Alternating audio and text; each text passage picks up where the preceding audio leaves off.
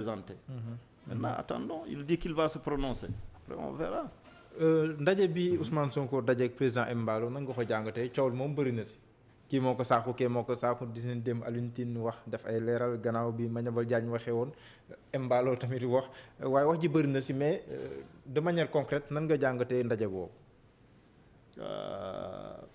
Bon, ça dépend de l'angle dans lequel on voit cette situation-là.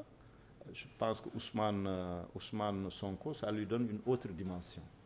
C'est le principal opposant. Il se fait recevoir par un président d'un pays frontalier. La Guinée-Bissau, ce n'est pas n'importe quel pays pour le Sénégal.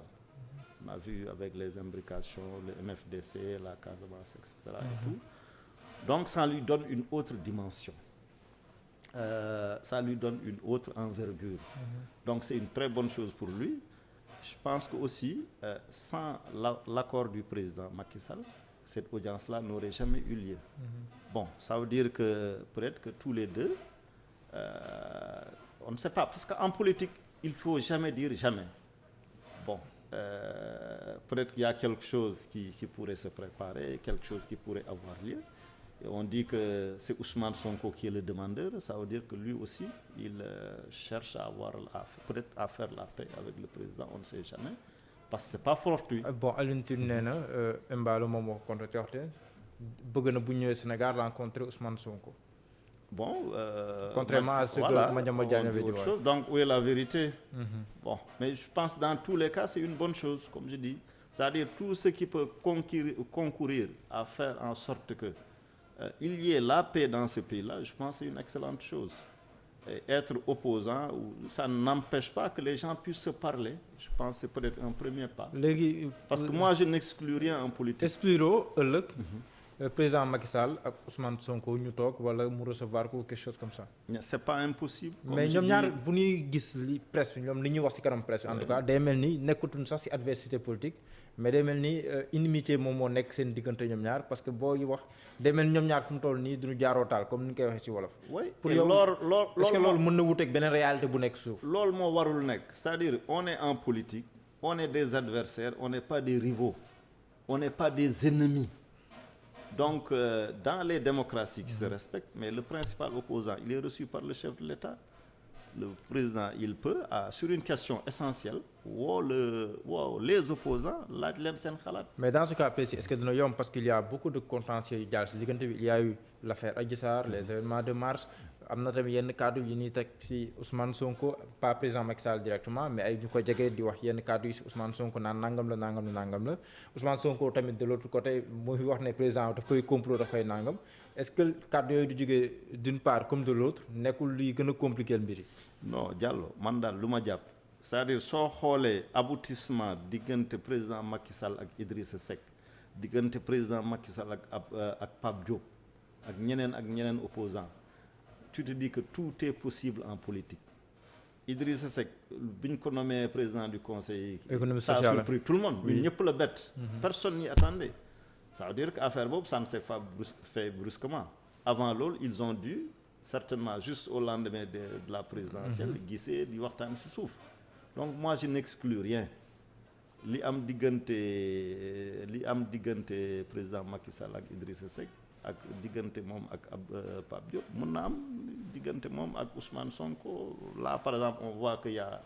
Djamil qui a fait la paix avec lui on ne sait jamais en politique il faut jamais dire jamais rien n'est impossible mais s'ils doivent le faire pour que la paix s'installe au Sénégal pour que fitna bi jeex moi je dis c'est une excellente chose moi je n'exclus rien. Mais est-ce que ce ne serait pas possible parce que entre ce qui se passe ci suuf ak li ñuy won ça peut être totalement différent donc mooy exemple bi ma la jox. Mais tam est-ce que Sonko à l'époque même bon Ablaye Wade il le faisait Abdou Diouf il le faisait avec Ablaye Wade même bi Ablaye Wade nekk bi ñu ko emprisonné en 88 après les élections mais il négociait secrètement avec Abdou Diouf loolu yëpp pour quel objectif pour que la paix revienne au Sénégal donc ne soyons pas surpris que loolu su mën a am rien n'est impossible en politique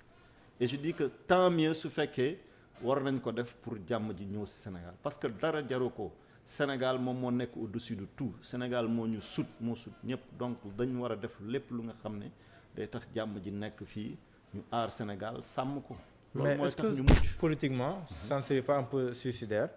que Sonko am neneen nu mu doxalee ak président Macky Sall mu mel ni bu ñu demoon ba sentir ne mi ñu ngi commencé jegante ñu politiquement est-ce que du yàqal politiquement Ousmane Sonko lancé bi nga xam ne c'est la nekk. C'est possible parce que man lu ma remarqué par exemple y a certains jeunes je pense qu'ils commencent un peu à être découragés parce que je discute avec mes neveux mes jeunes frères mes enfants bon de la politique et tout. Eux ils étaient à 100% avec Sonko mais depuis le 29 juin bi ñu bi ñu annulé la manifestation là ou quand ça a été un flop plutôt il commence à avoir une autre perception il commence à être un peu déçu en disant que Sonko amul kàddu tout ça il a reculé yu mel noonu et soo xoolee ci campagne bi parce que c'est ça que j'ai remarqué aussi il y a d'autres forces yu nga xam ne elles sont dirigées par des jeunes comme Pape Djibril Fall l'autre Mohamed Diallo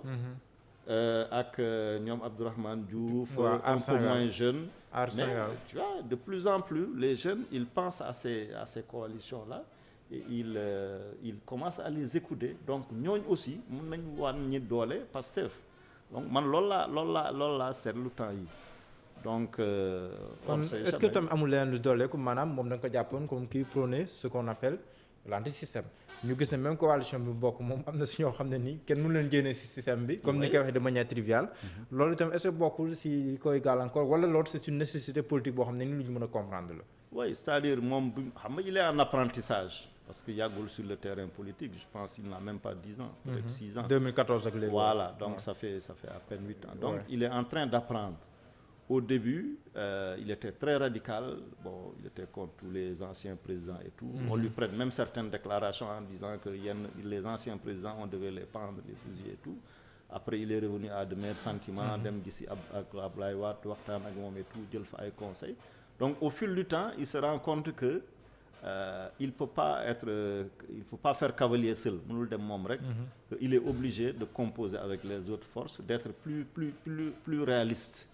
donc defe naa loolu moo tax muy il est obligé par réalisme di wax ak ñooñu son avenir politique am na benn mbir boo xam te ni un dossier pendant devant la justice fii 2024 lu nekk xaj na fi ndax jàpp nga ne aussi loolu lu ko mën a gàllankoor la am loolu lu ñu war a mën a dépasser la man daal lu ma jàpp comme il y a un contentieux entre moom ak Adji Sarr mais allons au procès on va voir où est la vérité parce qu'il y a toutes sortes de spéculations qu'est-ce qui s'est réellement passé moom wax na lii Adji Sarr wax na lële mais on attend le procès et je pense que ce serait une bonne chose pour éclairer l'opinion am na ñaar ñu dem procès et il a même peut-être intérêt à se blanchir je crois parce que les gens ne comprennent pas moi je ne comprends pas qu'un homme politique de son envergure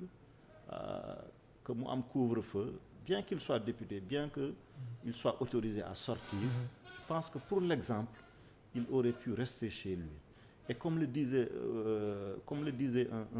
un vieux briscard de la politique qui est décédé maintenant maître Mbaye Jacques Diop il me disait kilifa du génn moom rek parce qu'on ne sait jamais question de sécurité on peut même être victime d'un malaise bon on peut être seul dans sa voiture di dawal donc mu ne moom kilifa warul génn moom kenn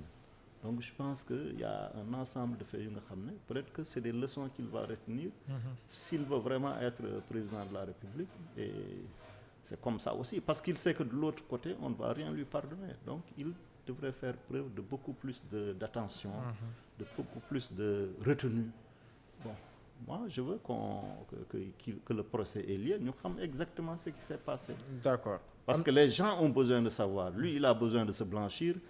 sa famille a besoin de savoir